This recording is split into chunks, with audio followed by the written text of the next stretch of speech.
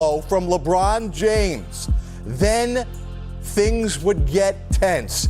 And this would go on for several minutes. Isaiah Stewart is heated. You'll get an up-close and personal look at his face in a moment. His right eye is cut open like a prize fighter. Steve Smith, Candace Parker, Jared Greenberg with you.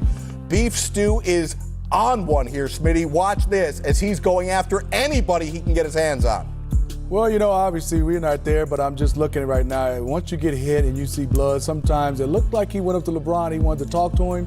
He didn't get the right type of answers back. And, you know, everybody has different triggers, but when you see blood, it changes your mindset.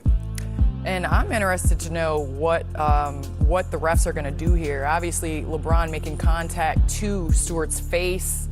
Obviously, whatever ensued after this, are there obviously going to be suspensions? But right now, who is going to finish this game? That is my question. Uh-oh, look at this. He continued to break away from people. LeBron standing at the opposite baseline in front of the bench.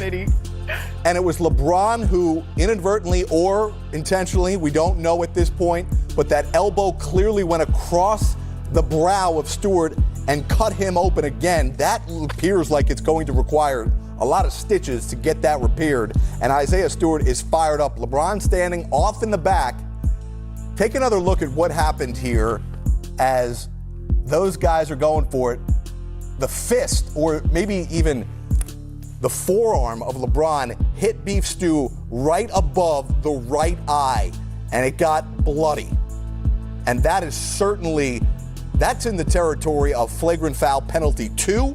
That's in the territory of potential suspension, and clearly Isaiah Stewart is going to be facing the league's basketball operations department to hear from them on whether he is likely to get suspended for this continued outburst and refusal to go back to the locker room. Referees, as we're currently talking, are still reviewing this and determining what to do. Isaiah Stewart is clearly emotional. Wow, as we welcome you into here to Game Time. How about this Sunday? Let me tell you right now, you saw that he tried to get a loose line. He might be running back out the other side. He is on one right now. He's upset. And I think sometimes we only got a chance to see what happens. A lot of times in a game, there could be several instances going up and down the court. Hopefully we'll get a chance to see more. But what we just saw, all I can tell you is sometimes, Candace, everybody has different trigger points. When you see blood and you don't get the right response. So if Candace, not you, Jared, I'm going to use you because Candace is too pretty. You, different. By the way, Candace has gotten into one of the great fights in WNBA history. In Detroit. Right. Well, you know, in the water there's a lot of things going on in Detroit. I'm from there. You know, we've had. Okay, hold on. Let me update you on what just happened. So the referees are reviewing. LeBron has been ejected for a flagrant penalty 2. Yeah, it is. I mean, there's sometimes you're down there flailing from boxing out. You've gotten hit. I just want to ask you sometimes, by your reaction, was that on purpose? And you get a chance to have a conversation. Everybody responds different. And if the response is whatever, then you get a chance to get a whatever response by Isaiah Stewart. Things happen sometimes like that. I will say, especially in Detroit with hard box outs, especially at the free throw line, you know, like Smitty said, you don't know what has happened throughout that game. And LeBron taking the brunt of that box out and then making contact to the face right here off of a made free throw. Right. You know, this is going to be interesting. Obviously, if he gets an additional suspension after this game. Yeah. But then again, you know, we need to see. Here's the angle if you watch. Has this been under control throughout the entire game? Yes. Yeah, has this been something that has continued throughout the game? Well, I'll tell you this, you know, and we all speculate. I just know in the box out, usually you're not tangled up with the second guy. Right. You're tangled up with the first guy as a big.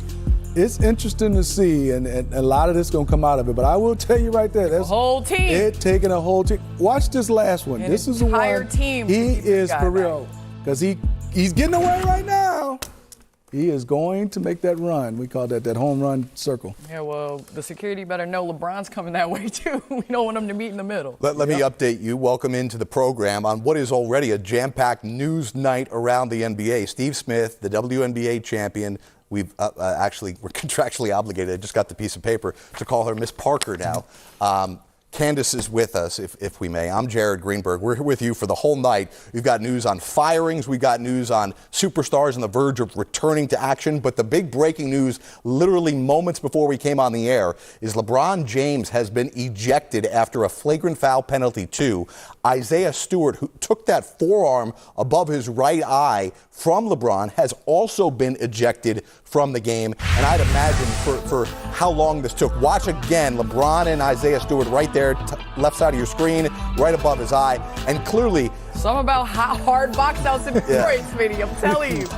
And listen, start fight. Let's be honest here. Again, we have not been watching this game as closely as we got ready to come on the air here.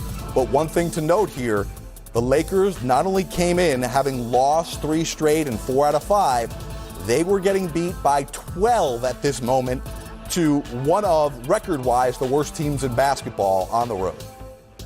Yeah, and obviously watching this, I'm just, whether the score was or not, and obviously there's some frustration. I think that young fella saw blood, and it was totally different. I really would like to show when he went up to LeBron James, can't read what he was saying, but it looked like he was, basketball terms, was saying, hey, what was that?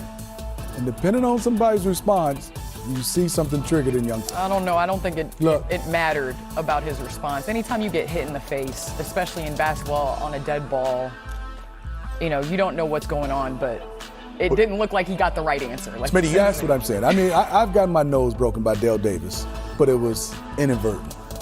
And I knew it was inadvertent. But if you didn't know it was inadvertent, you kind of say, hey, what was going on? And depending on your reaction sometimes, Candace, if you're looking like whatever, then it's whatever. Well, this is all I know is look at the anger coming from here. And listen, it's not just I can tell you he's strong. I can tell y'all that right now because there's a lot of people trying to hold him. Listen, Smitty, you know Isaiah Stewart a little bit. You've seen his game now, second year in the NBA. He really burst onto the scene last year as an all-rookie selection. Here's a big guy, right? We're talking about somebody who's 6'8", 250, who plays the center position. LeBron's about that same size, playing the point forward position for the Lakers. But it's not just that he got hit. It's not just that there was no foul called initially. It's the fact that he got cut open. And watch, if we keep going, he continues to break away from security there. I mean, this is a guy who plays with some composure, typically.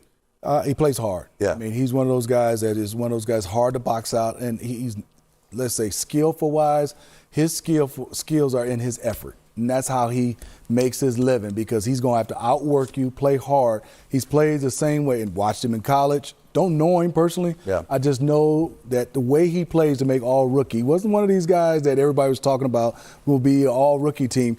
He works extremely hard, and I will tell you, just understanding, I can tell when he's walking off, he told everybody, I'm good. But once they let go, he was going right back after people.